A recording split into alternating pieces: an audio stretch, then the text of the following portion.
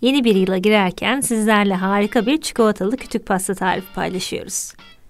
Sizler de kanalımıza abone olup bildirimleri de açarak yeni tarifleri kaçırmadan takip edebilirsiniz.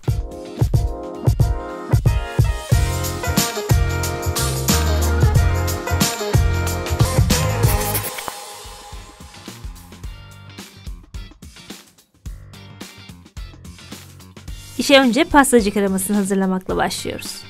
Bunun için sütü orta boy bir tencereye aktarıyoruz. İçine un ve nişastayı ekliyor, ardından topaklanma kalmayacak şekilde çırpıyoruz. Ben pastacı kremalarında sadece yumurta sarısı kullanmayı tercih ediyorum. Bence daha güzel oluyor ama siz isterseniz bir tam yumurta da kullanabilirsiniz. Sıra şekerde. Şekeri de ekleyip tekrar karıştırıyor ve malzemelerin dağıldığından emin olduktan sonra ocağı orta ateşte açıp süt kaynayana kadar pişiriyoruz. Karıştırmayı bırakırsanız topaklanma oluşacaktır. Kaynayıp koyulaştıktan sonra içine tereyağı ve vanilya ekleyip yağ eriyene kadar karıştırıyoruz. Bu çikolatalı bir pasta olacak, bu yüzden kremasını da çikolatalı yapıyoruz. Krema hala sıcakken içine çikolata ekleyip kremanın sıcaklığıyla erimesini sağlıyoruz. Ben bitter ve sütlü çikolata karışık kullandım. Tek bitter çikolata kullanacaksanız şeker oranını belki biraz daha artırabilirsiniz. Pastacı kremamız hazır. Üzerini kapatıp dolapta soğumaya bırakabiliriz. Bu sırada pandispanyayı hazırlamaya geçelim. Bu tarifte yumurtaların beyazlarıyla sarılarını ayırıp kullanacağız.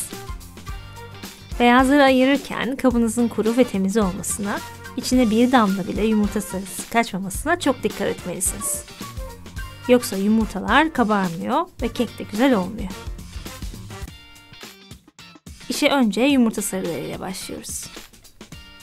Kullanacağımız şekerin yarısını ekliyoruz. Kalan yarısını yumurta beyazlarıyla kullanacağız. Vanilyayı da ekleyip yumurtanın rengi açılana kadar çırpıyoruz.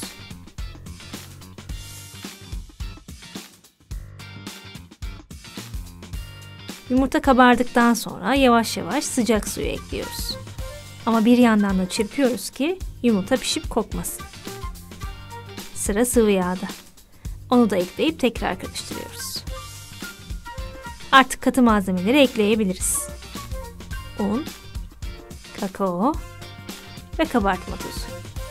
Hepsini mutlaka eleyerek ekliyoruz. Tüm malzemeleri topaklanma kalmayacak şekilde çırpıyor ve bu harcı bir kenara alıyoruz. Şimdi yumurta beyazlarını çırpalım. İçine önce bir fiske tuz ekliyor ve yumurta beyazlarını mikserin yüksek ayarında köpürtüyoruz. Ardından kalan şekeri yavaş yavaş ekliyor ve bir yandan da çırpmaya devam ediyoruz. Yumurta beyazlarının katılaşıp kar gibi bir görüntüye ulaşması gerekiyor. Doğru kıvamı elde etmek mikserinizin gücüne göre biraz uzun sürebilir. İçine yumurta sarısı veya başka bir madde karışmadıysa en sonunda bu kıvama mutlaka ulaşırsınız. Bu pandispanyada çok katı kıvamlı bir merenk kullanmıyoruz. Kaseyi çevirdiğimizde akmayacak ama kas katı da olmayacak.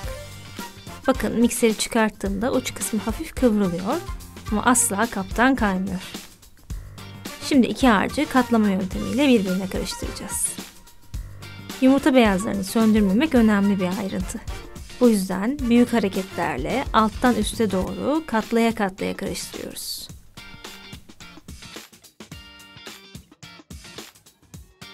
En son bu karışımı kasede kalan yumurta beyazının üstüne ekliyoruz. Bu şekilde yapıldığında dipte eğer karışmamış yumurta sarılı bir kısım kaldıysa fark edilebiliyor. Bu harçla çok oynarsanız yumurta beyazları söner ve hem kağıda yapışabilir hem de dokusu bozulur. Artık fırın tepsisine aktarabiliriz. Bu aşamada karışmamış yumurta beyazı görürseniz yumuşak hareketlerle harca yedirebilirsiniz. Kek harcını tepsiyi tamamen kaplayacak şekilde yayıyoruz. Üstünü de bir spatula yardımıyla düzlüyoruz. Artık pişirmeye geçebiliriz. 170 derecede önceden ısıtılmış fırının en alt tarafında yaklaşık 10 dakika kadar pişiriyoruz. Kek pişerken bu pastaya kütük görünümü verecek pasta süslemesi için çikolata eritelim. Ben bitter çikolata tercih ettim. Daha güzel duruyor bence. Ama siz sütlü çikolatayla da karıştırabilirsiniz. Sıcak suyun buharıyla çikolatayı eritiyoruz. Kabınızın suya değmemesine dikkat edin. Bu sırada kek pişti. Fırından çıkar çıkmaz telin üzerine alıp bu şekilde ters çeviriyor ve üzerine örtüyoruz. Hafif ılıdıktan sonra da kağıttan sıyırıyoruz. Bu sırada çikolata da bayağı bir eridi. Ara sıra spatula ile karıştıralım ki erimesi daha kolay olsun. Sonuç olarak bu şekilde tamamen pürüzsüz hale gelmesi gerekiyor. Erittiğimiz çikolatayı hala sıcakken yağlı kağıdın üzerine ince bir şekilde yayıyoruz.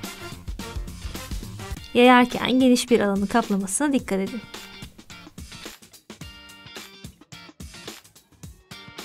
Hemen kağıdı bu şekilde rulo yapıp buzluğa atıyoruz. Çikolata buzlukta yaklaşık 20 dakika kadar beklese yeterli olacaktır. Bu sırada krema için son bir dokunuşumuz olacak. Soğuduktan sonra içine biraz krema ekleyip uzun uzun çırpıyoruz. Eklenecek krema miktarı kullanacağınız markaya göre değişebilir. Bazı kremalar gerçekten çok cıvık olabiliyor. Siz kıvamına göre yavaş yavaş ekleyin. Pastacı kremanız rahat çalışılabilir katılıkta olmalı. Bakın çırpıldıkça güzelleşiyor. Artık pastayı oluşturabiliriz. Kekin kenar kısımlarını kesip düzeltirseniz pastanın son görüntüsü daha güzel olur. Sararken içte kalan kenarı kesmenize gerek yok tabi. Şimdi kremadan alıp kekin tüm yüzeyine ince bir şekilde yayıyoruz. Bu katman çok kalın olmasın.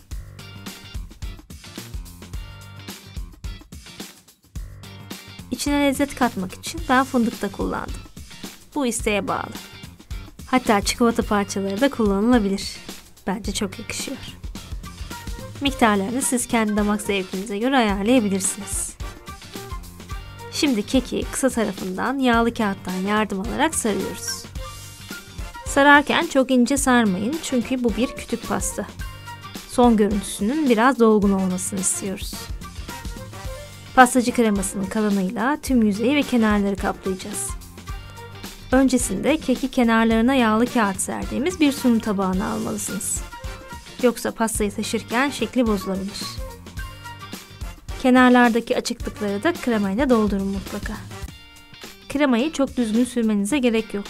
Zaten üst kısmına dekor yapacağız. Şimdi pastaya kütük görüntüsü kazandırmak için tüm yüzeyde çatalla böyle izler yapıyoruz.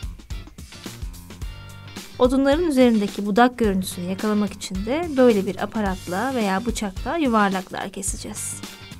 Önce bu aparat yardımıyla iz yapıyoruz. Sonra da bıçakla üstteki keki çıkartıyoruz. Çıktığında oluşan deliği kremayla doldurup kestiğimiz kek parçasını tekrar yerleştiriyoruz.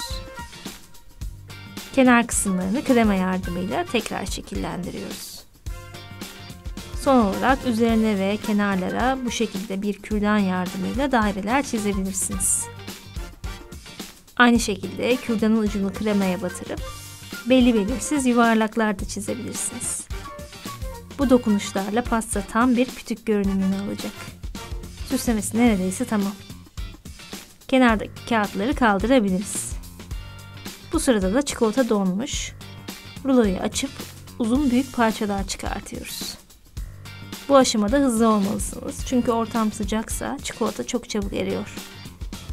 Çıkan parçaları hızlıca yüzeye döşüyoruz. Dekoru tamamladıktan sonra ortam eğer çok sıcaksa bu aşamada tekrar dolaba kaldırıp çikolatanın biraz sertleşmesini sağlayabilirsiniz. Görüntüyü tamamlamak için nar taneleri, çilek, yapraklar her şeyle süsleyebilirsiniz. Yılbaşı deyince aklınıza hemen kar geliyor. Kütüğe üzerine kar yağmış görüntüsü vermek için çok hafif pudra şekeri serpiyoruz.